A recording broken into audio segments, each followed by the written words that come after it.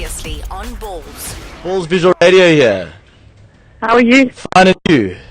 I'm good.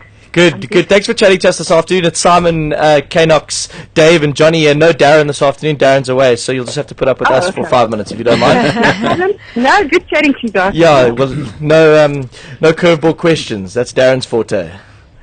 Oh, I'm ready for them anyway. Wanted to know, off the bat, tell us that it's not true. Tell us that you haven't been helping the Australians out. Man, I'm afraid to tell you I have. I've been working with them since Sherylle! But well done, Sherylle. No, Because well done, Sherylle. Well done. No, hang on. You see what you've done to us, Sherylle? Have you seen the score today? Yeah, I follow what the Australians do because I work with them. You know, I need them to do well because I work with them. But for me, it doesn't matter about the score. I just know the players have done well. So Yeah. I look at it with a different eye. No, Yes. sure. Did No fun. Mickey call you up and say, listen, Sherylle, we'd like you to come get involved? Yeah, he did. He Okay. did. He called me up earlier in the year and said, he actually said, would you consider working with Australia? And you said, how much? I said, if you're involved, I'll work for Show them. me the moolah. Yeah, no, No. I wish. Well, whatever you've done, it's worked. I mean, I know that you keep your secrets pretty close to your chest, and fair enough. But was it all round? Did you focus on batting, on bowling? How did you approach it? No, absolutely everything. So we've been working with them since September. They had a training camp in Dubai prior to the T20 World Cup. And we've been working with the players since then. They've been on the training program and obviously in the build-up to the Gabba test. It was quite cool because I got time with the players one-on-one. Worked with the bowlers and the batsmen and the fielders and everything. So obviously, you know, your eyes involve every part of the game. So. Yes. Yeah, I mean, well, you said you started working with them in September. It's now November, and in 2 months, have you noticed a huge difference? Yeah, we've had some great feedback from individual players. I think their fielding is a little bit better. So it's just tiny little stuff. My brief really is to win the Ashes in mid next year. You know, that's ultimately where I'm working to. So doing some stuff in between is a bonus. You know, I'm really, really happy for you, and I think that you've done fantastic work. You do fantastic work. But when I hear that you're working for other teams like Australia, it just frustrates me because I think, you know, why aren't you working with the Proteas? No, I know. I don't know. No, I wouldn't want to put you on the spot, but you know, as a cricket supporter, I think, you know, we've got Sherylle here. We know what she does. We know what she's capable of, and what she's achieved in the past. We should be using her. You know, I mean, I worked with England Rugby in 2003, and then South Africa asked me in 2004, and it was great for me coming back and working with the box. You know, I loved it. So, you know, I don't know the answers to some of Yeah. the questions. Are you in the country at the moment? I am, yes. Okay. I am. And what's next on your plate?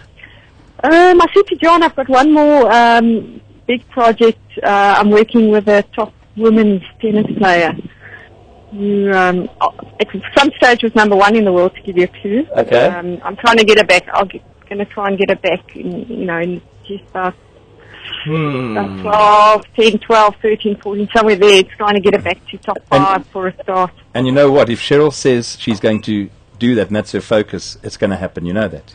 Well, you called it with Ernie, Sherylle. Yeah.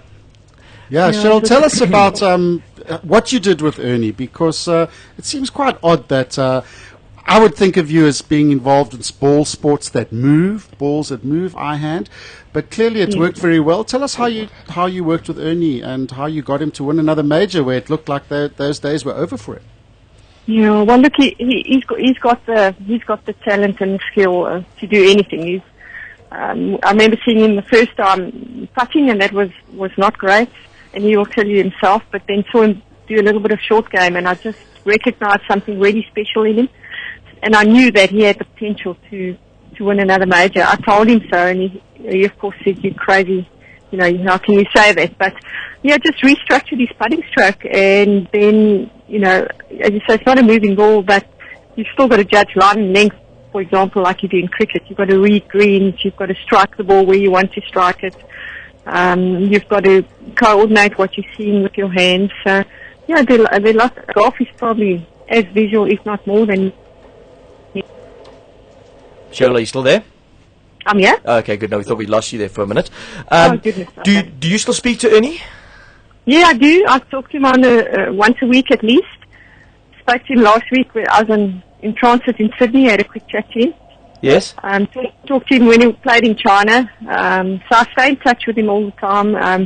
And do some work when he comes to South Africa. And then start next year. We start on all the tournaments. Okay, so that was my next question. Is the relationship still there? Are you still working officially with him? Yeah, unfinished business. We've still got to win another major. That's lovely, Sherylle. And the likes of Brian and I think you mentioned JP Peterson the last time we spoke to you. Are you in touch with them? Brian, yes, and obviously I actually work one-on-one with JP Dumini, but he's unfortunately had that injury. Yes. So I work with a lot of individual players. I did quite a lot of work with Akona as well this year. Yeah. Just individuals. We work with a lot of individuals as well. I don't think we've asked you this. Where are you based officially? Where is your iGym Centre? I have an office at Sports Science in Cape Town, where I've been based since they opened up in '96. But I've also relocated. I have an office at Stellenbosch, at the Stellenbosch Academy of Sport. Okay. Which is a fantastic venue, and I have an office based there in Stellenbosch. All right. Well, when I come home in December, I'll be certain to look you up. We must go have a beer. No. Absolutely. Well, I'm going with Sherylle. We can bring Simon with us, Sherylle. It's cool. Yeah, that'll be nice.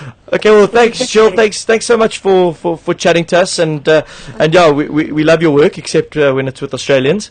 But congratulations on all your success. Yeah, thank you so much, and thank you for giving me the opportunity to chat to you guys. Always a pleasure. Thanks so much, Sherylle. Go well, Sherylle.